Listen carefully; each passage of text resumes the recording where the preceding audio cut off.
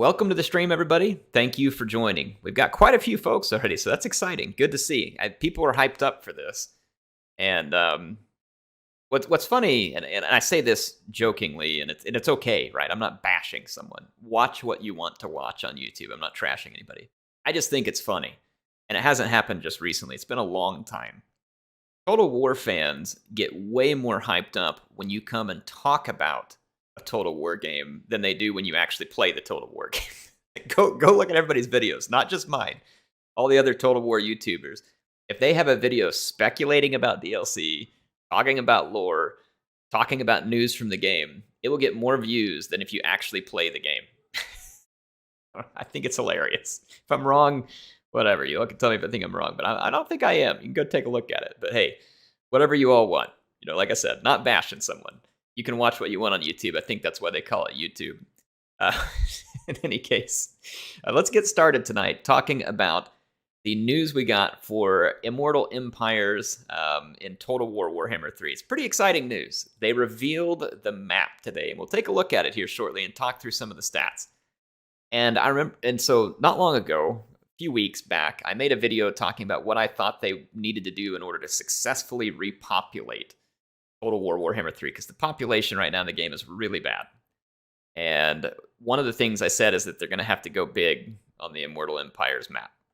And it looks like that is going to be the case, and that's great. Because again, they can't just release a Game 3 version of what we had in Game 2. That won't be enough. It has to be way better. Because people already expect it to be better, it has to be way better. And today's news, I think, confirms that it very well could be way better. It's not out yet, so I'm not going to say it is way better. But it could be way better, and so I think the news is good. So let's take a look at it. So in any case, this week's blog, they tell us that they're going to give us a peek at the Immortal Empires map, and they say that, and I'll read a few other words here, that it's the quintessential sandbox experience of the Total War Warhammer campaign. Good. That's what we need, right? We need the ultimate sandbox campaign. That's good. They also say they're going to give us a little bit of a look at sea lanes today, which is exciting. So here it is, folks. This is the Immortal Empires map for Game 3. Holy crap. This thing is huge. I can barely fit it on the screen. So the map that they showed us is absolutely huge. Now remember that the Game 2 Immortal Empires map, it like scrunched off like all the way up to the edge here, cut off the bottom of Lustria, the bottom of the Southlands, and then we did end up getting, I think, like over to here on some of these, and then it kind of cuts back in this way. So it's a significantly smaller map. So you're talking about adding all the way down to the tip of Lustria, the tip of the Southlands, all of Nagarond, and not only do we get the Norskin Waste, or here, whatever you call this area, the Chaos Waste, we get all this huge bunch of Chaos Waste up here. And then you can see here that we've got all of Cathay and Troll Country, essentially, all these mountains here. So all that area, so this is exciting. And then when we scroll down, look here, there's even Southern Waste, Ice Fire Plains, Southern Waste, Abyssal Glacier, Demonium Hills. This is insane. And also we've got End and Koresh on here. So they don't have settlements in them, and CA addresses this, and we'll talk about it. But it's interesting that these are here. This could be for a few reasons. I'll discuss those here briefly, but they are on the map. So, I mean, this is the map, like the full map of everything that was Warhammer Fantasy, I'm pretty sure.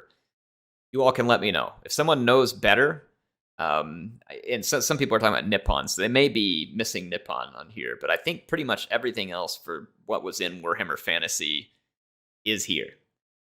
So this is great. And this is exciting, but we're looking at the map. Well, what are some stats on it? They say minus poor Nippon. Okay, so Nippon has not been included. Hopefully, maybe it'll get included at some point. I mean, they did add stuff to the Mortal Empires map. It's possible that they could add thing. Okay, people are definitely confirming that it's Nippon is the only thing missing.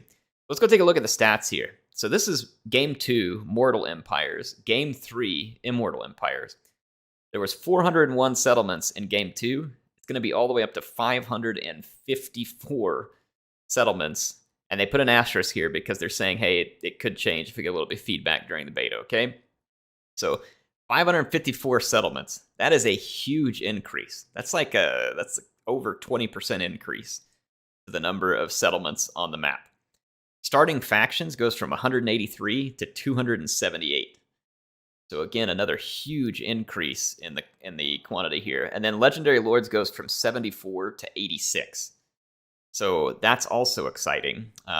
So yeah, that's going to be a big change. And you go to, I was trying to remember, you'll help me with the numbers here. So Warhammer 3, we had 3 lords for Kislev, 2 for Cathay, so that's 5. 1 for each demon faction, so that makes it 9. And then, so 9 more would be 83. But I don't know, like maybe I'm just miscounting. There's probably at least one I'm miscounting, but are they indicating that they're adding content with that? I mean, because I'm trying to add those numbers up, and you all have to tell me where you think that's going. Okay, Bellicor is one more that the chat just mentioned, so that'll make it 84. But should be 2 more, right? Because, so, I mean, we know that there's more lords coming now as well. So that's also exciting news. And they said here, I'll read some of their words. They said, we've long said the release of Total War Warhammer 3 is only the beginning of the journey. To that end, you can expect the number of playable legendary lords and races to continue growing as we release new DLC and free content to the game. This means that there will always be a fresh, new ways to approach Immortal Empires in the months and years to come. That's good to hear. We want the support to continue a long time. I hope it continues for as long as it did for Game 2, hopefully longer.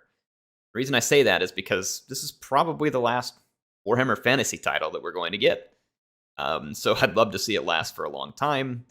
It's a huge game. It should last for a long time, and there's a lot they could add to it. Now, they're not going to talk about start positions yet. They, in fact, say that start positions are going to be their discussion for next time. Let me go ahead and start talking a little bit about sea lanes really quick. So sea lanes is another big thing that they're introducing, and they gave us a map here, and they're using color coding with these little ships. Essentially, it works kind of like a teleport at the edge of the map. If you ever played Empire Total War, it's similar to that, where you could sail to the edge of the map and go to a different theater. This map, though, they show us here is not in theaters, but these basically let you sail into the sea lane, and it kind of teleports you to the other end, I think, after, however many turns. And so it allows you to traverse the map. And let's say that, for instance, you start over here on the very western edge of the map. You can use this sea lane, for instance, here to go and hit Cathay. So maybe you're playing as Dark Elves, you want to raid Cathay, that's now doable. You're playing as Cathay, you want to invade Nagaron, that's doable. You're playing as Cathay and you want to be able to sail to the Southlands, that's now doable because of this sea lane here. So the sea lanes basically allow you to traverse this huge map via sea a lot more easy, and this is great to see as well. And who knows, maybe they'll add more to this over time, and we'll see. So yeah, that's sea lanes for you. It's going to be great. I think this is a cool addition. It's good to see them continue to think about the game and how it plays and put effort into it. I'm excited they're releasing this as a beta. It's going to be bad in some ways because some things probably won't be perfectly finished, and that may irritate some people. But in some ways, I'm kind of glad they're going to release it as a beta to everybody, because this might take some feedback, right? And these kind of systems could use some feedback, and I'm excited to see it, though. I think they should try it, even if it does end up taking some revisions or whatever. In any case, here we go. So it says, with the scale of Immortal Empires map in mind, sea lanes have been introduced to add flexibility to your globe-trotting adventures. Interacting with them will provide the option to travel from east to west, with the exception of the Underworld Sea, which connects the Sea of Malice to the Boiling Sea. I'm assuming that's what they're talking about here. So taking you around, I don't know which one's, is this one Koresh and this one's End? I don't know exact names of these, but in any case, any Lord or hero will be able to move into the sea lane markers, allowing them to set sail and reach their destination after being at sea for a few turns. So it's a few turns. All right, so, oh, it's the purple one. Okay, never mind. So this is the they said the Underworld Sea. Okay, so it's the purple one. It's the Underworld Sea, my bad. So yeah, it takes you in that direction. So sea lanes, really cool, really nice to see the map. Let's talk about a few things here. End and Koresh are blank. Well, that's because they're going to add End and Koresh. I really want that to be true. I do. I'm not convinced it is true. We don't know yet. And all they've said to this effect is that they have no plans on it at current. I think this is interesting. Personally, I think they've left it blank because they don't know what to do with it yet. If they do change their mind and they actually put factions in there, then great. If they don't change their mind, eventually they may just add some stuff to it. It could give them open area to play with. Or it could just be there because this is Games Workshop's IP, and this is the map, and so they made it that way. They needed to fill out this section rather than having just a big blank spot. And so it is what it is. They said specifically that the focus of Total War Warhammer 3 and all the other games was around, what do they call it, 8th edition fantasy. And obviously Cathay and some of the other factions are not in that edition. And so they were added. So I think basically it doesn't sound like they have any plans to add Ind and Koresh or Nippon, unfortunately. But they could, and it's on the map. And if I had to take my guess, it's there either as a placeholder so that the map has the right shape, or because they intend to put something there. I don't necessarily think that means that it has to be Ind or Koresh, as much as I would hope it would be. There's just no guarantee. So we'll find out more, obviously, as we go forward. It's exciting.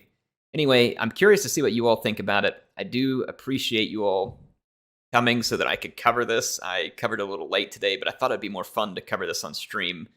For those of you who are watching this afterwards as a video, I appreciate you watching. Make sure and go down in the comments and tell me what you think about it. But that's all I have for now. I'm going to go back to the stream and start discussing with the folks on the stream. But thanks for watching.